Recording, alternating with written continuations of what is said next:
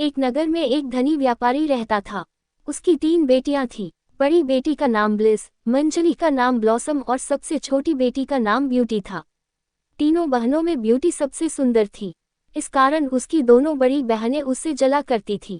स्वभाव से ब्यूटी नम्र और दयालु थी, जबकि दोनों बड़ी बहनें गुस्सैल, लालची और स्वार्थी थीं। एक दिन व्यापारी को यह संदेश मिला कि उसके सामानों से लदे जहाज समुद्री तूफान के कारण समुद्र में डूब गए हैं। इससे उसे बहुत बड़ा नुकसान हुआ। उसका पूरा व्यवसाय बर्बाद हो गया। घर को छोड़कर उसके पास कुछ भी न बचा और वे गरीबी में जीवन काटने को विवश हो गए। आलीशान जीवन जीने की आदी व्यापारी की दोनों बड़ी बेटियां इन हालातों के लिए पूरा दिन अपने पिता को बुरा भला कहती रहती और शिकायतें करती रहती थी। वे घर का कोई काम नहीं करती थी, लेकिन ब्यूटी इस हालातों में भी खुश थी।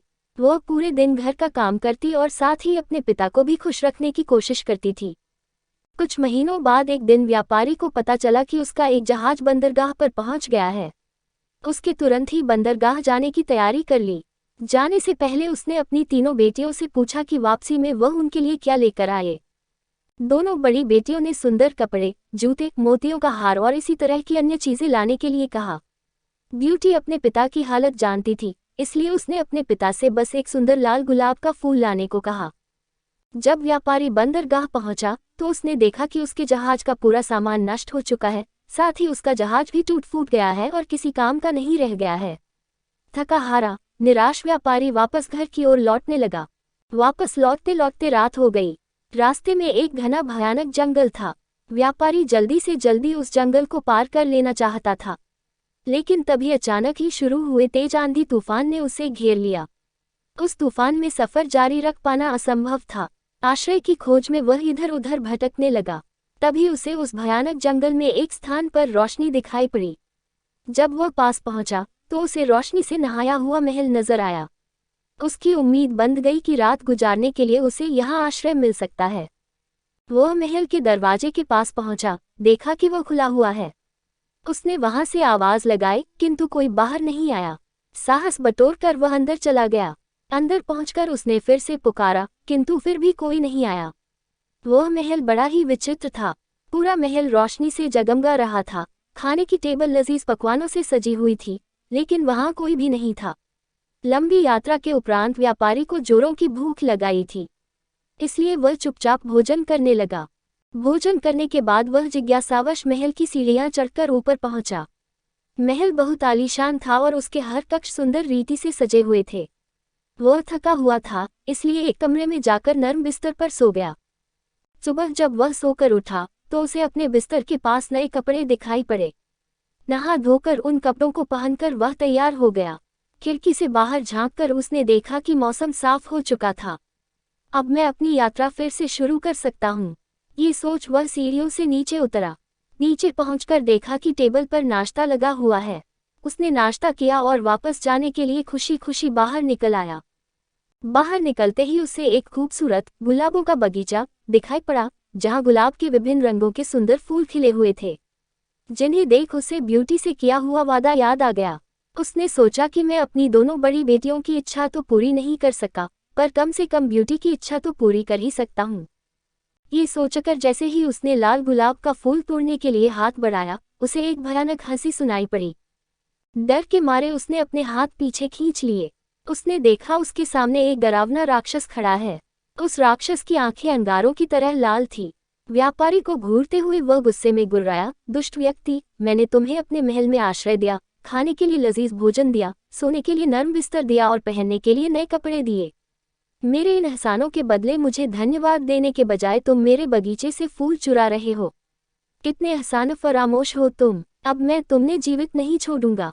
डर से कांपते हुए वह व्यापारी राक्षस के पैरों पर गिर पड़ा और क्षमा याचना करने लगा, मुझे क्षमा कर दो, मुझे क्षमा कर दो। मैं ये गुलाब का फूल अपने लिए नहीं तोड़ रहा था, बल्कि अपनी बेटी के लिए तोड़ रहा था, जिसे मैंने एक लाल गुलाब का फूल लाने का वादा किया था।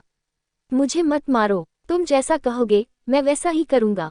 व्यापारी की याचना पर राक्षस बोला, ठीक है, मैं तुम्हें एक शर्त पर बख्शता हूँ कि तुम अपनी उस बेटी को यहाँ मेरे पास लेकर आओगे, जिसके लिए तुम मेरे बगीचे से फूल तोड़ रहे थे।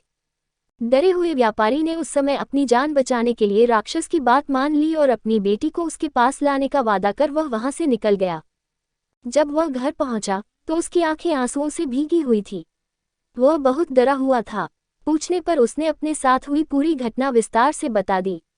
पूरी बात सुनने के बाद ब्यूटी बोली, पिताजी, आप चिंता मत कीजिए, आपकी जान बचाने के लिए मैं कुछ भी करूंगी। अपने वादे के अनुसार आप मुझे उस राक्षस के महल में ले चलिए। तुम मुझे बहुत प्यार करती हो ब्यूटी, ये मैं जानता हूँ। लेकिन मैं कितना स्वार्थी पिता कहलाऊंगा, जो अपनी जान बचाने के लिए अपनी बेटी को उस राक्षस को सौंप देगा। व्यापारी रोते हुए बोला, पिताजी, आपकी जान बचाने का यही एक रास्ता है। हम कुछ कर भी नहीं सकते। आप मुझे उस राक्षस के महल में ले चलिए। ब्यूटी ने अपने पिता को समझाया। तू ही मन से व्यापारी ब्यूटी को उस राक्षस के महल में छोड़ आया। शुरू में ब्यूटी उस राक्षस के भयानक रूप रंग को देखकर डर गई, लेकिन उस राक्षस का ब्यूटी के प्रति व्यवहार बहुत अच्छा था। उसने ब्यूटी को ढेर सारे नए कपड़े और गहने दिए, उसे एक बहुत ही सुंदर कमरे में रखा। वह उसका बहुत ख्याल रखने लगा, जिससे धीरे धीरे ब्यूटी का डर खत्म हो गया। शुरू में राक्षस चुपचाप दूर से ब्यूटी को देखा करता था, फिर धीरे धीरे उसने उससे बातें करनी शुरू की। ब्यूटी को भी राक्षस से बात करना अच्छा लगने लगा। दिन गुजरते रहे और दोनों बहुत अच्छे दोस्त बन गए।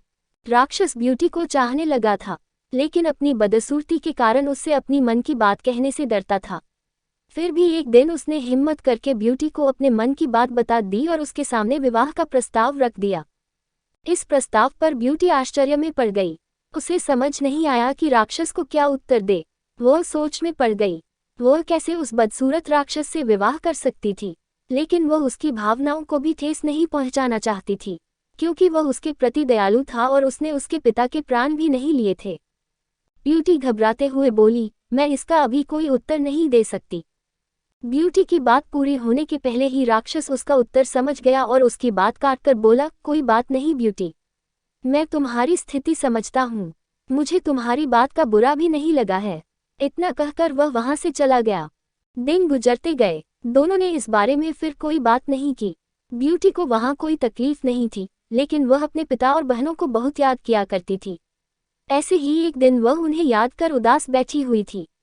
तभी राक्षस वहां आया और उसकी उदासी का कारण पूछा। ब्यूटी ने उसे बताया कि वह अपने परिवार को याद कर रही है। राक्षस ब्यूटी का दुख समझ गया और उसने उसे एक जादुई आईना दिया, जिसमें वह जब चाहे अपने पिता और बहनों को देख सकती थी। ब्यूटी उस आईने को पाकर बहुत खुश हुई। अब जब भी उसका मन करता, वह उसमें अपने परिवार को देख लेती थी। एक दिन ब्यूटी ने उस आईने में देखा कि उसके पिता बहुत बीमार हैं और मरने की कगार पर है। वह दुखी हो गई। उसने राक्षस से विनती की कि वह उसे उसके पिता से मिलने के लिए जाने दे। वह आखिरी बार उनसे मिलना चाहती है। पता नहीं फिर कभी वह उन्हें देख पाए या ना। पहले तो राक्षस ने मना कर दिया, लेकिन फिर ब्यूटी के आंसू देखकर उसका मन पिघल गया और उसने उसे जाने की इजाज़त दे दी। उसने ब्यूटी से कहा, मैं तुम्हें अपने पिता के पास जाने की इजाज़त देता हूँ, लेकिन इस शर्त पर कि तुम्हें 7 दिन के भीतर मेरे वापस आना होगा, नहीं तो मैं तुम्हारी याद में मर जाऊंगा। ब्यूटी ने राक्षस से वादा किया कि वह अपने पिता को देखकर 7 दिन में वापस लौट आएगी। राक्षस ने उसे एक अंगूठी दी और कहा कि जब वह यह अंगूठी अपनी उंगली से उतारेगी, वह वापस इस महल में होगी। ब्यूटी ने वह अंगूठी पहन ली। अगले दिन जब वह सोकर उठी, तो उसने खुद को अपने पिता के घर पर पाया। वह सीधे जाकर अपने पिता से मिली। पिता ब्यूटी को देखकर बहुत खुश हुआ। वास्तव में वह ये सोचकर बीमार पड़ गया था कि उसकी बेटी एक राक्षस की कैद में है। ब्यूटी ने उसे राक्षस के बारे में विस्तार से बताया कि वह उसके साथ बहुत अच्छा व्यवहार करता है और उसे कोई तकलीफ नहीं होने देता। ब्यूटी की खैरियत जानकर व्यापारी धीरे धीरे ठीक होने लगा। वहां रहते हुए ब्यूटी को राक्षस की याद आने लगी। उसके साथ रहते रहते उसे उसकी आदत पड़ गई थी और उसके अच्छे और दयालु व्यवहार के कारण वह उससे प्रेम करने लगी थी। एक दिन ब्यूटी की दोनों बहनें ब्लिस और ब्लॉसम, जिनका विवाह हो चुका था, उससे मिलने आई। ब्यूटी ने उन्हें राक्षस के घर के आरामदायक जीवन के बारे में बताया। सुनकर दोनों बहनें जल उठी। जब उन्हें पता चला कि ब्यूटी को 7 दिन के भीतर वापस राक्षस के महल जाना है, तो उन्होंने झूठे आंसुओं की बदौलत ब्यूटी को वहां कुछ दिन और रोक लिया। वास्तव में यह उनकी योजना थी, ताकि राक्षस को ब्यूटी पर गुस्सा आए और वह उसे मार डाले। उधर राक्षस ब्यूटी का इंतजार कर रहा था। 7 दिन पूरे होने के बाद भी ब्यूटी के वापस न आने पर वह तड़पने लगा। इधर ब्यूटी भी उसे याद कर रही थी। एक रात ब्यूटी ने सपना देखा कि राक्षस नीचे गिरा हुआ है और मर रहा है। ब्यूटी की नींद टूट गई। उसे अपना वादा न निभाने पर बहुत पछतावा हुआ। उसने तुरंत ही अपनी अंगूठी निकाल दी और दूसरे दिन जब वह सोकर उठी तो वह राक्षस के महल में थी। ब्यूटी ने दिन भर राक्षस का इंतजार किया, लेकिन वह उससे मिलने नहीं पहुंचा। उसने पूरे महल में उसे ढूंढा, लेकिन वह उसे नहीं दिखा।